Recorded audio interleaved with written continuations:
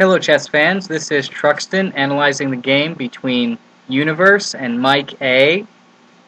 This game was played on ICC's Legue4545 in round 1 of team event 54. And in this game, the white pieces really just, got hurt. I mean, black just crushed white. And it's absolutely amazing the way this game was played. These are two players, both rated over 2,000. Really strong players, and the game was played very well. And let's get right into it. In this position, Universe, white, played e4 and black played d6. Now I think that this is called the modern defense, where white constructs an ideal pawn center with pawns on d4 and e4, and black fianchettos his dark squared bishop. In the League 45, they called it a perk defense. I really don't know much of the theory, but it's pretty straightforward chess. So in this position, we see d4 and knight f6. White will play knight c3, and without fear of being pinned, because this dark squared bishop is trapped in behind his pawns on d6 and e7. Black plays g6. He prepares to fianchetto his dark squared bishop, and white plays bishop to e3. Now in this position, it is possible to play knight g4. In the Sicilian defenses, the white can't really play bishop e3 because of this tactic, bishop b5 check, and black cannot play bishop d7 because of, ouch, queen takes g4. But in this position, it's fine, because after bishop b3, knight g4, if white plays bishop b5, since black hasn't moved his c-pawn, he can just play c6, and there isn't any queen takes g4. So in this position, it is possible to play knight g4. And the idea is just to take this bishop, so that there isn't a battery with this queen d2 and coming out here with an open h-file. So knight g4 is playable. It's not the move the black played. In this position, I'm not sure if white can play bishop g5. He probably can. And then maybe this knight is embarrassed. So black played in the game bishop to g7, and that's also a fine move. And white played queen d2.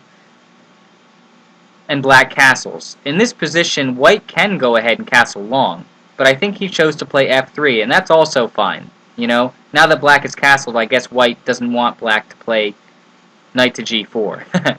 And also, in a lot of lines, black's going to queenside castle and thrust his pawns g4, h4, h5, and then try to open up the h-file for this rook to harass the black king. So we see knight bd7 developing, castle long, and in this position we have opposite sides castles. So we're going to see pawn storms. Black is probably going to play like c6. Oh, that's what he played in the game. b5. The queen's going to come out to a5. Our rook's going to come to the b file, and black is going to try to attack white's king, and white is going to try to attack black's king. So, perfect game for game of the week. Let's see what happens here. In this position, we see pawn up to g4. Also possible in this position was just to play king b1. And the reason why a king b1 is going to be played is that white anticipates black playing queen a5, b5, and b4. And once this pawn gets to b4, then the knight on c3 has to move, which undefends the pawn on a2. And when this queen is on a5, we don't want black to chomp away on a2. So king b1 is fine. And also, I'd like to note that when the king goes to b1, now the c1 square is available for a piece, and the king is off the c-file, which might get opened up later. But king b1 was not played. g4 was played, and that's fine. It goes along with plans of h4 and h5. You know what I mean? In this position, black went ahead and played b5. That's a fine move. And white played h4, directly trying to attack the black king. We see pawn to b4. In this position, I'm asking myself, where should the knight go? Should the knight go to b1 and try to hold down the fort on the king side, or should the knight go to e2, right? White played knight e2, and this was a good move. I think that it might be better than going back to b1, and the reason is after the king goes to b1, then maybe this knight can go to c1 in the defense, or it can go to g3 and try to support an h5. Maybe after h5, this knight can hop into to f5, and with all kinds of crazy tactics. So I think that he played knight e2 because he wanted the b1 square for his king and not his knight.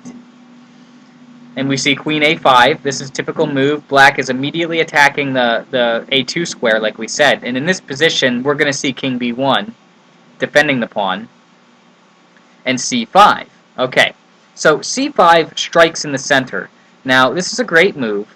However, at first glance, looking at this position, as black, I'm going to want to try to look at pawn to h5.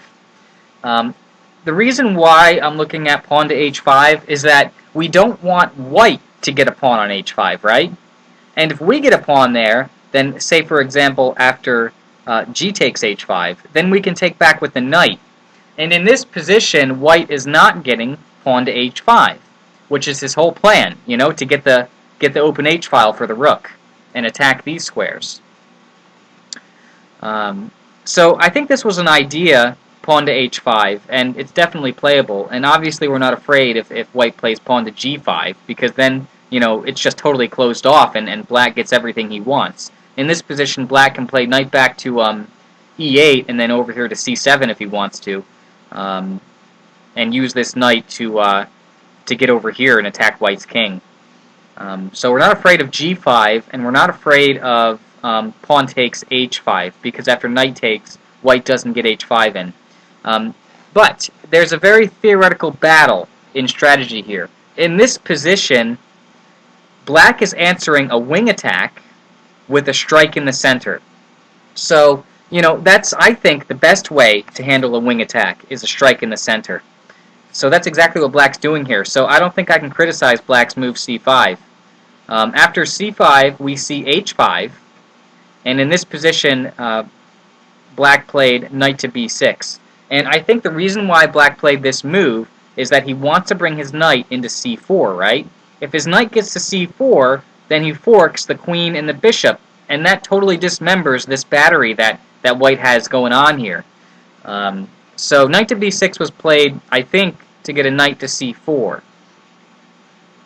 In this position, white played knight g3. And that's a very aggressive move. First of all, what knight g3 does is it defends the c4 square, right? Now if the knight goes to c4, we just take it. But what it also does is it threatens to come in here into f5 and to support a kingside attack. Now, there was another option here. White could have played knight back to c1. And that's a more conservative move.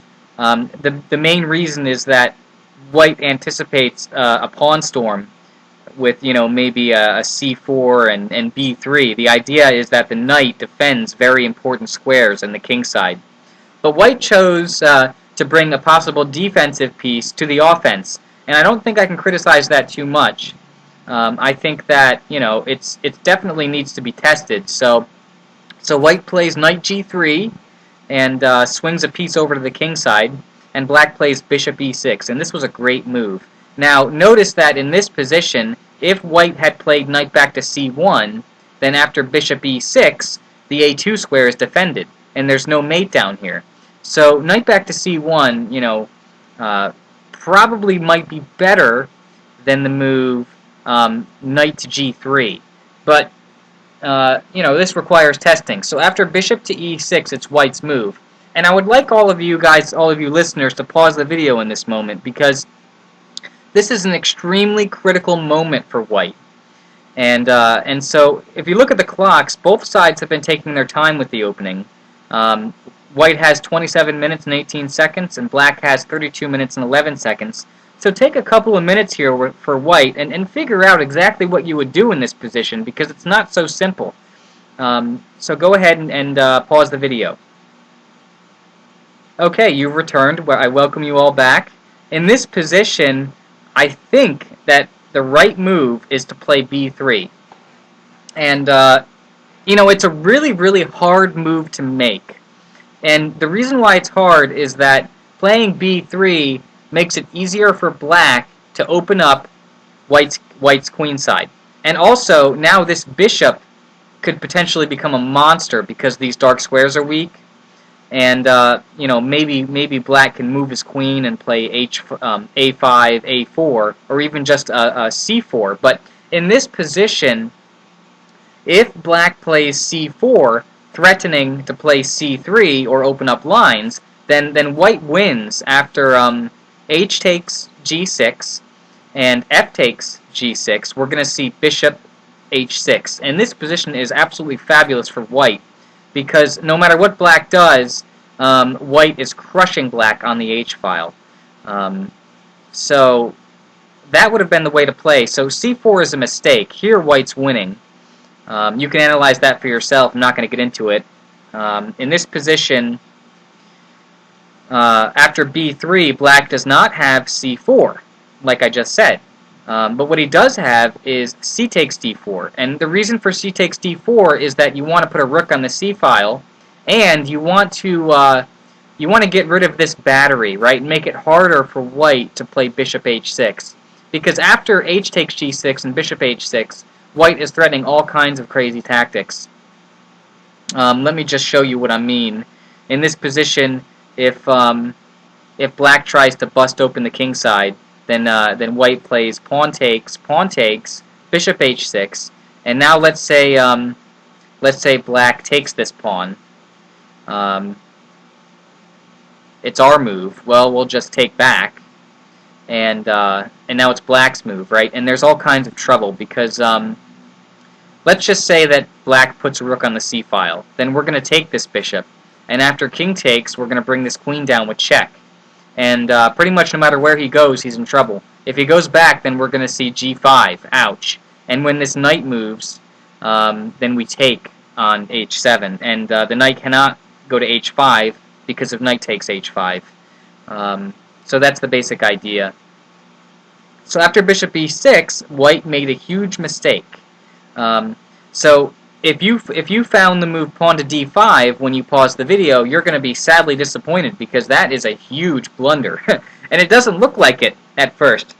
First, let me see how long white spent on the move. In this position, white spent he spent about 1 minute and 45 seconds to play a blunder. d5 is a mistake. And the reason why it's a mistake is that after pawn to d5, we're going to see a two-knight sacrifice here, where black just crushes white. In this position, the right continuation is to play knight takes d5. And this is just painful situation here. After knight takes d5, what black is threatening, let's just make a nothing move for white, and I want to show you what black is threatening. If white plays a nothing move, rook h2, then black is going to play knight c3 check, and that is just so painful. Look at the a2 square. And if pawn takes knight, in this position we're going to see queen takes a2 check, and that is so painful. Look at this. I mean, well, white's going to get checkmated here, one way or the other.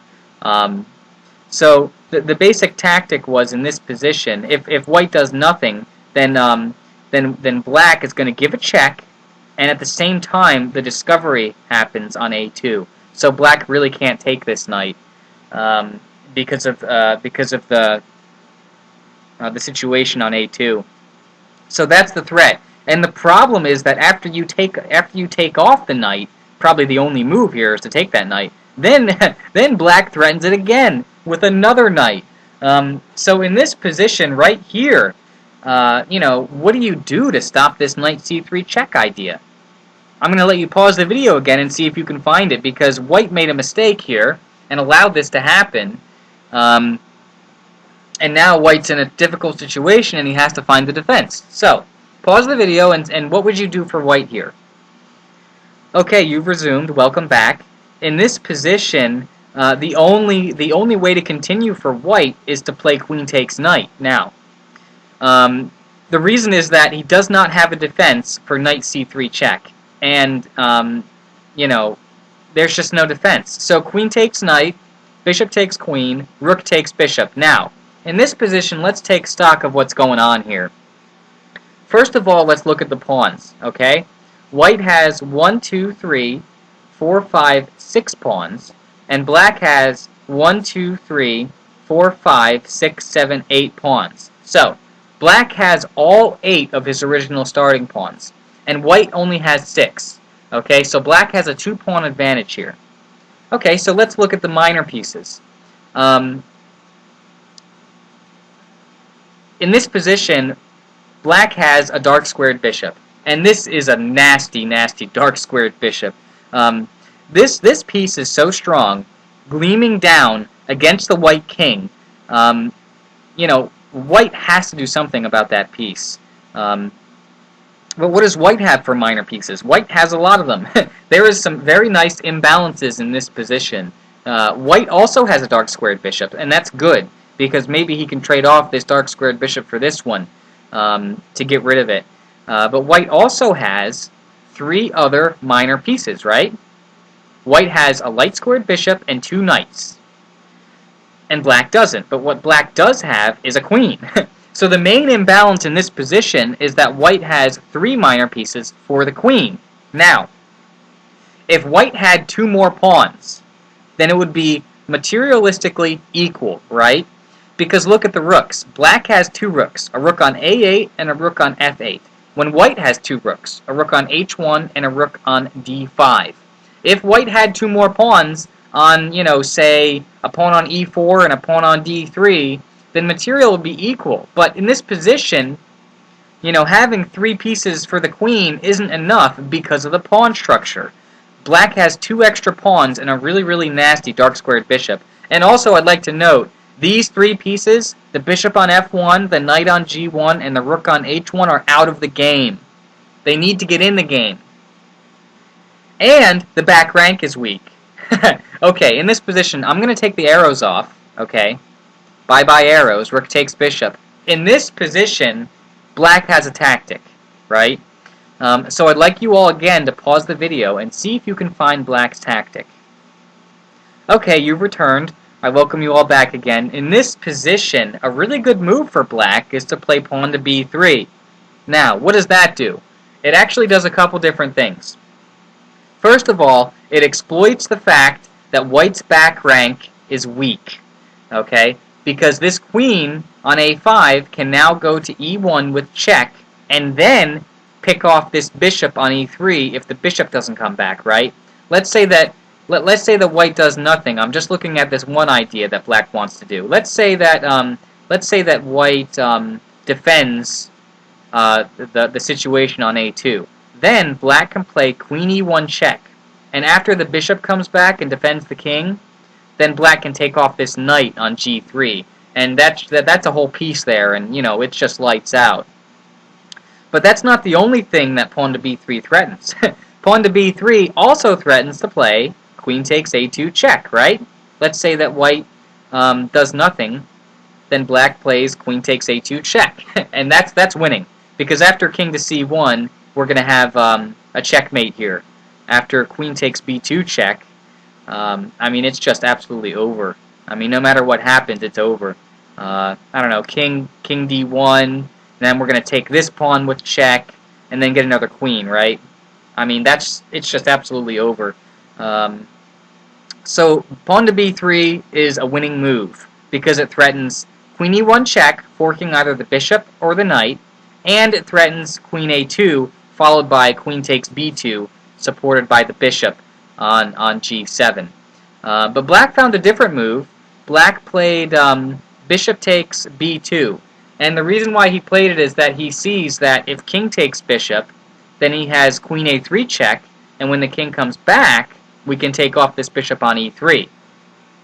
So in this position, bishop takes b2 wins a pawn, and it's probably flat out winning. So, you know, when you see a winning move, play it, but, you know, you should always look for better moves. And, you know, pawn to b3 was screaming to be played. In this position, white played h takes g6, and we see h takes d6. So now, black, it's just a matter of technique. I think in this position, black's flat out winning. What white decided to do was maybe he saw this b3 idea, and white just went back and defended his back rank. And black plays bishop d4. When you're ahead, you should seek exchanges, and that's what black is doing here. He's trying to consolidate his position and exchange down some wood off the chessboard to go to a winning endgame. However, I'm not entirely convinced that this move, bishop d4, is a good move. And the reason is that I really don't want to trade off my beautiful dark squared bishop if I'm black. In this position, if you got to move your bishop, I would just put it back on g7. Now, I guess that if white wants to, he can play bishop h6, right, and trade it off that way. But in this position, after bishop h6, we can develop a rook. So, so why would you trade it willingly? After bishop d4, you've made it easy for white to trade off, which is kind of what he wants to do. And so we see bishop takes bishop, pawn takes, and knight g e2. Now, if we take this pawn, then I think that's a mistake because of, again, b3, right? And we're trying to exploit the back rank, and we have the same kind of threats. So we can't take that pawn, unless I'm missing something. So white develops. He's got to get these pieces into the game. This piece, this knight on g1 and this bishop on f1, have to get into the game. So we see knight e2, and now black defends his pawn on e4 and pushes forward with pawn to e5. And white goes knight e4. I guess his idea is to hop in here to f6 and try to checkmate the black king somehow. And black says, "Go ahead and go in there. I don't care." And you'll see why. After knight f6 check, king g7, it's white's move. And now we've got, this is the only move. We have to support this knight. So we see g5. Now, there's no checkmate here because black has an incredibly crucial move, rook h8. And, I mean, it's hopeless for white. There's really nothing he can do here. And he plays bishop h3. And the reason that he played that is he's trying to develop his pieces and he wants to avoid the exchange of rooks. Now, one thing that I'd like to note in this kind of position is that if black gets this pawn all the way over here to a3, then these dark squared weaknesses around the enemy white king are just going to be absolutely brutal. They're going to forever trap the white king on the back rank. And now that both of the dark squared bishops are off the board, white no longer has a dark squared bishop that he can use to defend these weaknesses. So, the combination of material and strategic disadvantages here are going to bring white down as long as black plays correctly here. And he does. He plays great. Okay, we see rook b8, knight back to c1. What he's doing is he's stopping this pawn from going forward. And he's planning maybe to bring his knight to b3 and then put pressure on the d4 pawn. Alright, we see e4, knight b3 attacking the queen. Queen back to c7, and then pawn takes e4, pawn takes e4, knight takes e4. So white won a pawn here, but it's definitely not enough. Alright, so now let's take stock of what's going on, because now it's different, right? White got his pieces out. So let's take stock of what's going on here. In this position, let's look at the pawn structure. White has 1, 2, 3 pawns. Okay? Black has 1, 2, 3, 4, 5 pawns. So, still, white is still down 2 pawns here. And I'd like to also note that this pawn on g5 is a weakness. It can be attacked. And this knight on e4 that's defending the pawn on g5 is not so easily supported. If white had a pawn on d3, then this knight would be, more supported. And it's not so easy for black to play pawn to f5 to get it out of there, because we can take en passant. So, because this knight can't really be supported so easily, then this pawn on g5 is a target, and it's much easier for black to attack. Also, the pawns on A2 and C2 are definitely targets here. You know, black's going to put a lot of pressure on the C file here and just attack the C2 square. So there's too many targets here. Black plays Queen E5. That was a good move. It goes ahead and attacks this knight on E4. If the knight ever moves, then we're going to chomp away on G5. And once this pawn goes away, then black has two connected passed pawns that he's going to rush down the board. Bishop G2, defending the knight. And now black seeks an exchange of rooks. And I think that's really smart, because if you trade off one of the pairs of rooks, I think it makes it much easier for black to play. Once white has less power, black can trade down to a winning endgame where his pawns are just going to be so strong. So rook takes rook, and now this was a great move. Rook to C8. At first, when I saw this move, I asked myself, what does that do? Why is it that after rook takes rook, it's black's move, why is it that he decided to play rook to C8? And the reason why he played it is that, first of all, it attacks the C2 pawn, which is a weakness, and it plans to play Queen C7, further attacking it. But I think that the main reason behind rook to C8 is that it stops white from putting a knight on C5. Because if white can put a knight on C5, there's no enemy pawn on either D7 or B7 that can go forward and get the knight out of there. And now what we have is two knights defending each other, right? And it's really, really hard for black to play F5 to get the knight out because of en passant. So, if black were to let white get this knight to C5, it would have been a much more difficult game. So in this position, let's say that black plays A5, and the idea is to play A4 and bust things up on the king side. What white is going to do is he's going to play knight C5, and in this position, it's definitely more difficult for black to make progress. So this move, rook to C8, was incredibly sharp, because now after knight to C5, we just take it. And after rook takes knight, we laugh at white. And this position is flat out winning for black. There's just too many pawns on the board on the black side. It's just winning. So rook to C8 stops knight to C5, and it puts pressure on the pawn on C2. So now white's just kind of, trying to rearrange his pieces and just trying to hold on. But you can see from this point forward that the position just gets hopeless. The knight goes, the rook, this was a good move, rook F2.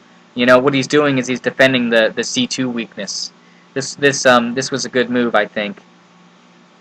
A3, and now that this pawn is on A3, I mean, this king is forever trapped on the back rank. And there's not a whole lot that he can do about it. And notice that the rook went to F2, so the back rank might be a problem. This queen is just such a menace. There's just too many problems here for white. Alright, so rook D2, doubling up on the E file, knight D3, just making moves here. White's just trying to hold on. So I guess that white has this idea, now that he couldn't put a knight on C5, he's going to put it on F2, and the reason is he wants to keep his knight on E4.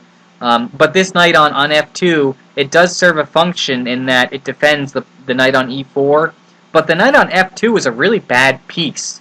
I mean, that piece, this knight would be so much better placed on C5, hitting the interior of the black position. But the knight on F2, it's just passive, you know what I mean? So, when this knight went over here to F2, you can just tell that disaster's coming. Getting over here to H8. Now, I guess rook D3. I'm not entirely sure why this move was played.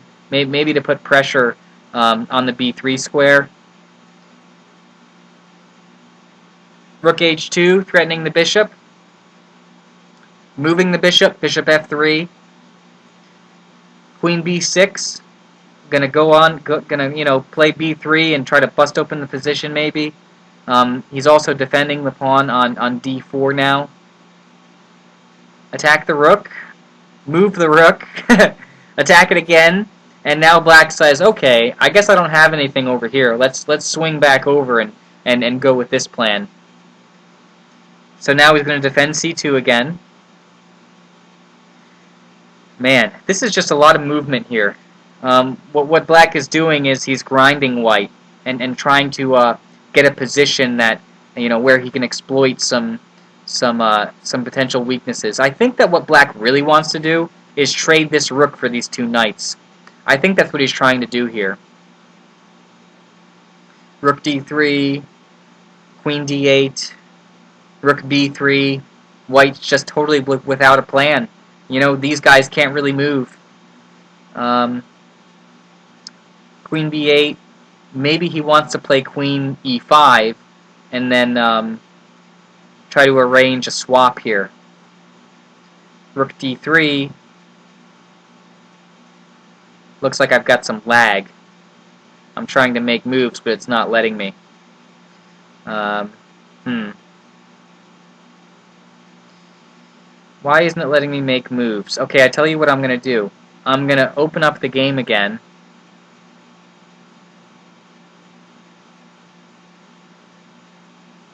Yeah, I've got lag. Oh, my connection is closed. Bummer. Okay. I guess I was inactive for too long. Let me reopen ICC. Sorry about this, guys. Alright. Let me find the game.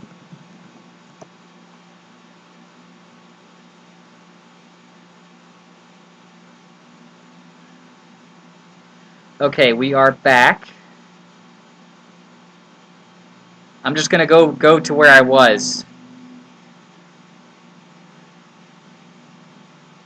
Alright, so here's where we were. In this position, we just get this maneuvering of the pieces where black's trying to get a favorable position, and white's just helplessly moving back and forth, not really doing much.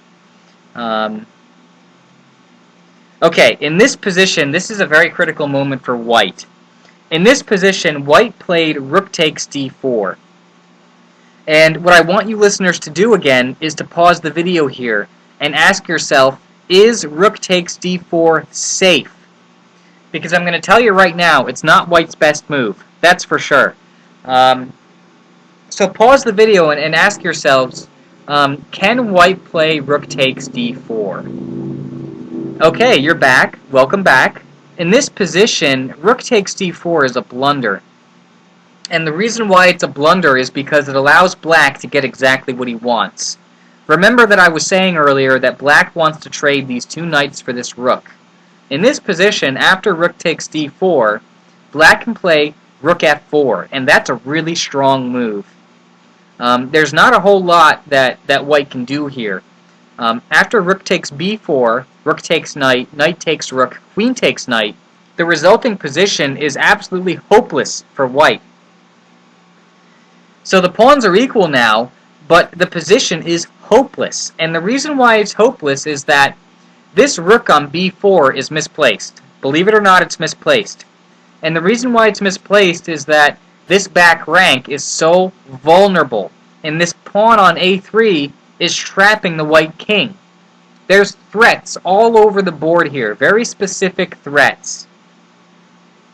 In this position, what black is threatening is to play queen to d4 or queen to d2.